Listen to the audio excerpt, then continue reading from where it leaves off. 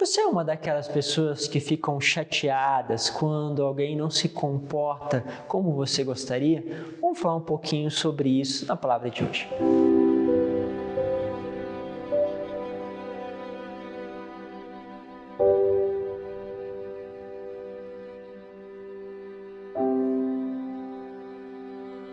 Em nome do Pai, do Filho e do Espírito Santo. Amém.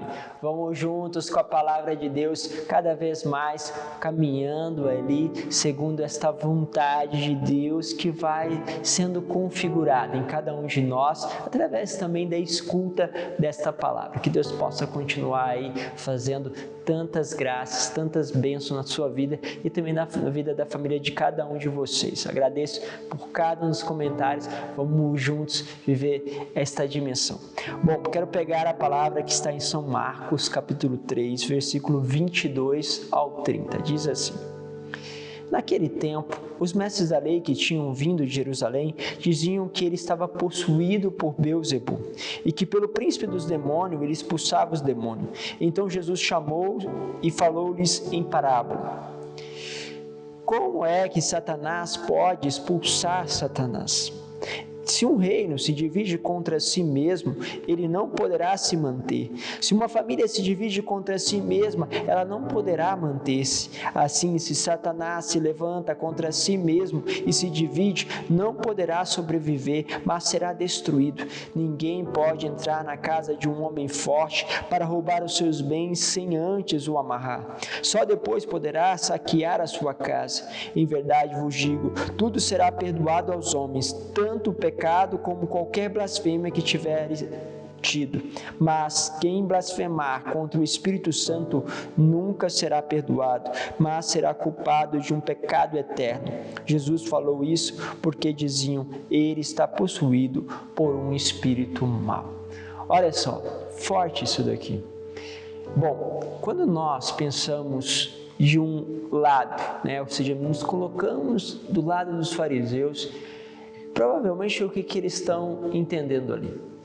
O Senhor expulsou demônios, e eles nunca viram aquela força, aquele poder. A palavra vai manifestar isso, vai dizer assim: ele está expulsando pelo príncipe dos demônios, ou seja, ele expulsa através de Beelzebul, ou seja, ele tem uma força que sai dele, que os outros demônios não permanecem, ou seja, ele provavelmente tem uma força maligna dentro dele que está justamente agindo. Bom, mas espera aí, ele está fazendo algo bom, as pessoas estão sendo libertas do demônio. Então ele deve ter pensado do seguinte modo: ele deve estar fazendo isso para ganhar a confiança e no fim, ou seja, depois, destruir as pessoas, destruir através de um projeto falso.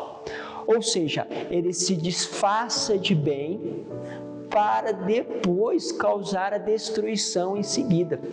Olha, esse raciocínio vale.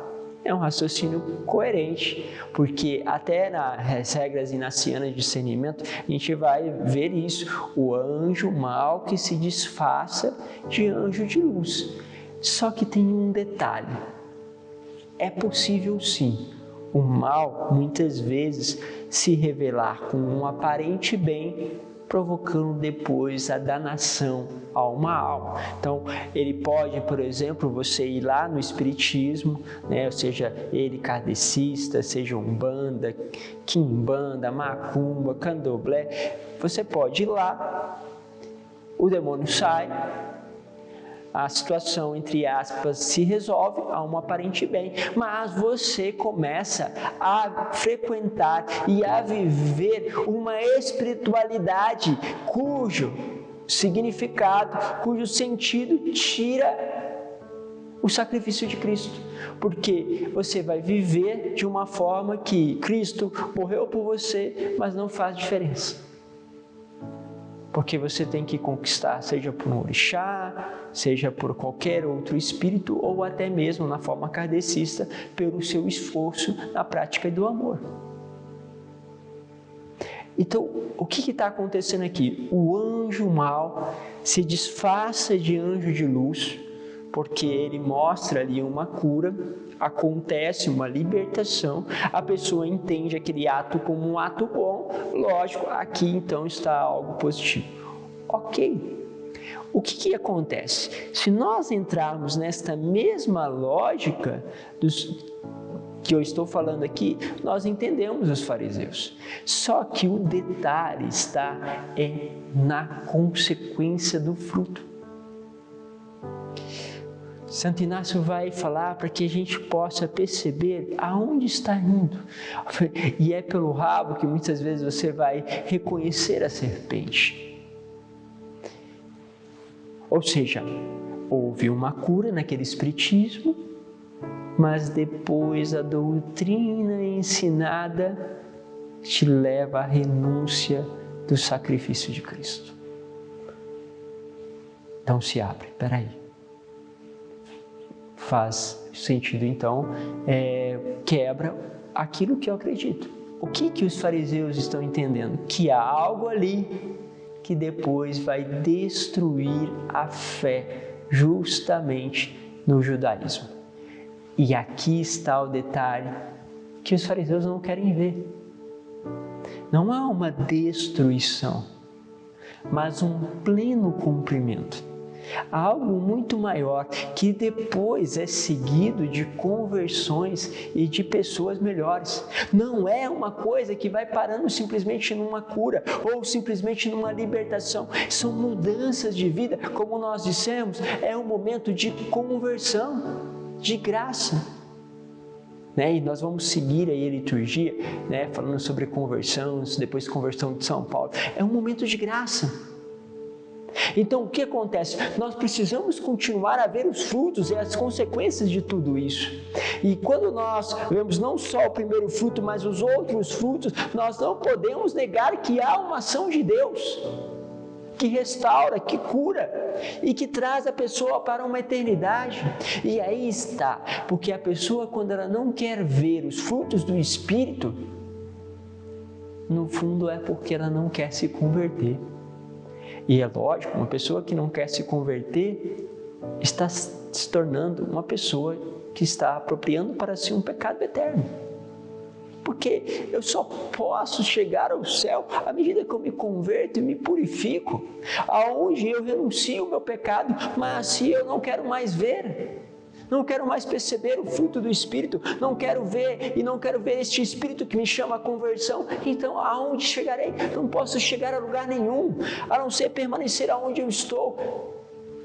Por isso, precisa ter esta delicadeza, ok? Vão percebendo isso. Voltando no tema justamente desta homilia, a gente às vezes quer tornar as pessoas como nós e esquecemos de ver os frutos, porque elas se comportam diferente de nós. Era o que estava acontecendo com Jesus ali, que estava provocando os fariseus de uma certa forma, porque ele se comportava diferente. Quantas vezes eu vejo alguém, talvez, agindo de uma forma mais rígida, e para mim que estou acostumado mais à dimensão do diálogo, é um comportamento que não me agrada. Eu tendo a ver aquilo com uma certa rejeição. Mas o que acontece? Eu preciso olhar o fruto e eu vejo quantas vezes foi necessário que se falasse de uma maneira mais firme, quantas vezes era necessário realmente tomar uma atitude mais enérgica, e eu vi os resultados acontecerem, e eu vi que houve uma ação do Espírito, e eu não posso negar, simplesmente porque é diferente de mim, da minha forma de agir. E isso acontece muitas vezes no nosso trabalho e nas nossas famílias. Olhe para os frutos. Agora, se o fruto não for bom, pare e converse com aquela pessoa, olhando para os frutos e diga: olha, os frutos não foram bons. Eu acho que a gente precisa rever.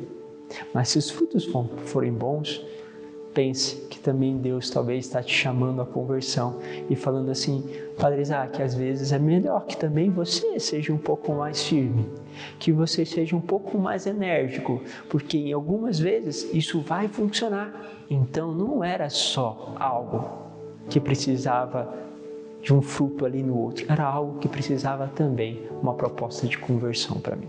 Deus vos abençoe, Pai, Filho e Espírito Santo. Amém.